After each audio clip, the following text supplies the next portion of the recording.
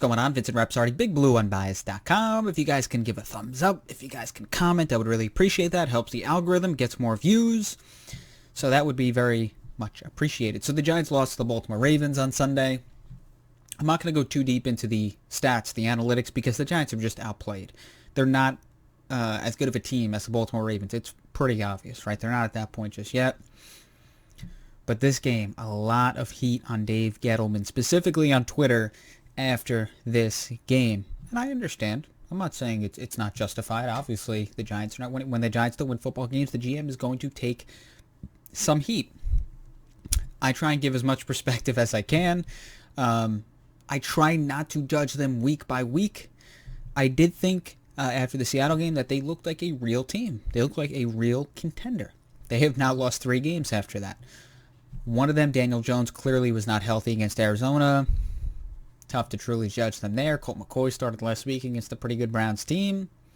Tough to truly judge that one too. This one, they just weren't good enough. They faced a really good team. The Baltimore Ravens are hot. They're ready to go. Their offense is ready to go. They looked near perfect today, Baltimore. Their offense is really good. Reigning MVP Lamar Jackson, he's ready to go, and they're making a push going into the looking like potentially a playoff situation. The way that they're playing, they're going to be a tough team if they make the playoffs. But when it comes to rebuilding, right, when it comes to retooling, developing as a team, a young team, you have to be patient, right? You have to give perspective on the process. And this game specifically, I don't think Daniel Jones, you could blame him too much for this game. The offensive line was terrible in the second half. He got sacked like 6 times. He was under constant pressure. The Giants clearly need to get another receiver. They should have drafted a wide receiver this past offseason. I think that was a big mistake by Dave Gettleman, but that's something they will have to address this offseason. They need to give him a true or somewhere close to wide receiver 1, another scary receiver opposite Darius Slayton. Darius Slayton seems to drop or misjudge a pass every week. Deep ball, that's his game, right? Stretching the field, and he just hasn't been consistent doing that for the Giants this season.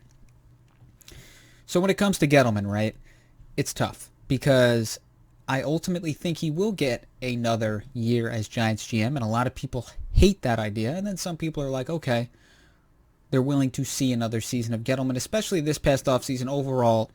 Okay, aside from not drafting wide receiver, overall it was a pretty strong offseason. Bradbury, Martinez, Logan Ryan. I think people like Andrew Thomas, Matt Parrott, and some of their draft picks. But I think 2018 is the year where people really, really have a tough time with Gettleman. And what I think, the reason I think Gettleman will stay another season is because I do think that John Mara will blame 2018 on himself. And the reason I say that is because John Mara, we all know John Mara's loyalty to Eli Manning was off the charts. He loved Eli, and his goal was to give Eli one more chance. It was pretty clear that he wasn't going to get rid of Eli until it was 100% certain that Eli was finished. So I ultimately think 2018 will be blamed. John Mara will blame himself, therefore not really counting that against Dave Gettleman. Now, I still don't think Dave Gettleman did a great job in 2018, and I think everyone would agree with that.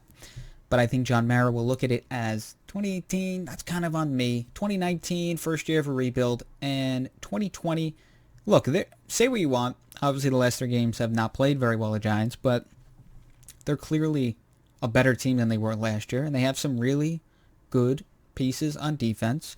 The offensive line is young, and this is the thing, right? When you have all these young pieces, they're going to be inconsistent, okay? It's very rare that you're just going to have a bunch of new, young, first-year, second-year players, and then they all come together and they play great right away, and consistently they're great every week. It's tough. That's tough to find. So the Giants have a young team developing, for the most part, especially on the offensive line. The offensive line, okay, they show flashes. They'll have a week where they play great, maybe 2 weeks in a row where they play great, especially in pass protection. And then you notice the week after that, not so great. And they look terrible, right? That's what kind of happens with young teams. That's why young teams don't win many games, because they may show flashes, but they're not consistent yet, okay? They need to build that consistency. That's why you don't expect much from teams like the Giants, rebuilding, developing teams, because young players usually are not consistently good on an every snap or every week basis. That's just usually, it does not happen that way. And not for nothing, but let's also be as realistic as possible when it comes to rebuilding, when it comes to developing teams. Look at other teams that have rebuilt, that have developed. Let's look at San Francisco. Okay, they went to the Super Bowl last year. But 3 of the last 4 years, they haven't been a good football team. Arizona, right? They got Kyler Murray. Kyler Murray, right now, the Arizona Cardinals, a lot of people are not sold on them. Look at the Cleveland Browns, okay? They just lost to the Jets. They still could potentially miss the postseason in year 3 of Baker Mayfield with probably the best offensive line in the NFL. A lot of talented players. They had a lot of talented players last year. Where are they headed? Where are the Houston Texans headed? Okay? Philadelphia Eagles right now, they're paying Carson Wentz a lot of money to essentially be a backup at this point. They're 4-8-1, and right now, as I'm filming this, they're losing to the Dallas Cowboys with Andy Dalton at quarterback. I mean, there are a ton of examples like this across the NFL where teams, some of them rebuilding, some of them not, but the consistency isn't always there, right? The Jets won 7 games last year, now they have 2 wins this year, and they clearly got worse. I mean, sometimes rebuilding and being a team in the NFL in general, there's not always consistency. I know everyone wants the Giants to be the Miami Dolphins, but honestly, what the Dolphins are doing, pretty rare, right? For the most part, teams are not consistent and dominant year after year unless your quarterback is just that good and he just plays at that high of a level. And the teams that I mentioned, those are just some of the teams. Where's Denver going, right? Where is Denver going? I have no clue. They've been kind of a rebuilding team, and they haven't played very well. Where are they headed this year? I have no idea. Atlanta, where are they headed? I have no idea. Chicago, they're starting to put things together. They may make the postseason. There's just some things that don't make sense, right? And so all I am saying is the Giants, they're on a path of rebuilding and developing. And as we've seen with other teams that rebuild and develop, and some of them are competing, but then they fall. And then some teams that are developing, it looks like they're taking the next step, and then they come back down. Look at Washington. Look at Washington right now. They're losing to the Carolina Panthers. And I know Dwayne Haskins is playing, but they're about to be 6-9 right now. Is that a good football team in year 400 of their rebuild? All I'm saying is that I know everyone wants the Giants rebuild to be like Miami, I guess. With Brian Flores as their head coach, they're kind of in that second year of the rebuild and they're really taking the next step. But a lot of teams are not like that, okay? A lot of teams, even their rebuild is clunky. Like I said with San Francisco or with Denver, with Washington. Some of these teams, they're rebuilding. They're sometimes with the Texans, looks like they're competing and they're going to be a Super Bowl favorite, and now they have 4 wins. Philadelphia, they give Carson Wentz a big contract. They have 4 wins. It's complicated, right? And there's no perfect formula, and it doesn't mean that in year 2, after 1 year of rebuilding and being terrible, that the next year you're going to be in the Super Bowl. There's no guarantee of that.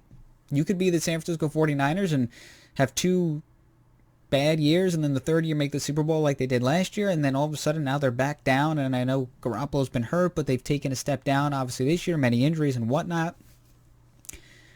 All I'm saying is that this is the NFL and things are very unpredictable. But what I will say from what I've seen from the Giants, they are better than they were last year. They are definitely in a better situation. They got better players on defense. Their offensive line is young and they're inconsistent. That's what you should expect, okay, from a rookie left tackle. Potentially a rookie right tackle at times when Parrott's playing. Shane Lemieux, a rookie guard. Nick Gates playing his first season at center. They're going to be inconsistent, okay? Even if they start to get on a roll, it doesn't mean that they're just going to be like that for the rest of the year. They're going to have games where they throw clunkers out there. This week clearly was a clunker. They didn't pass protect very well. That's what happens with young teams. The consistency usually isn't there. So that's all I'll say about the Gettleman Giants situation. Do I think he will be fired? No. And personally, I just wouldn't. I wouldn't. I think that they are headed in the right direction. In their rebuild, they're clearly a better team. They need to get another wide receiver. That was a big thing that Gettleman should have done this past offseason. They played a really good Baltimore team. A Baltimore team that's hot right now, and they're ready to go. They're ready to make a push. But look, that's kind of where I stand with the Giants. rebuilding is complicated, and this is truly the second year of Gettleman's rebuild, right? This is truly the second season of his rebuild, and they're better. They are a better team. They have better players. They're starting to grow. I know people don't want to hear that, but I try and give as much perspective as possible. Even Daniel Jones, I actually thought he played fairly well considering how bad their offensive line was today. And he needs another receiver. I think that's fairly obvious. He started to put together a real good stretch in the middle of the season, 4 out of his 6 games with a QBR of at least 78 or higher. He started to really play well, then he got hurt. Didn't play well against Arizona. I think he played fairly well against Baltimore this week, again, considering the circumstances and the play of his offensive line.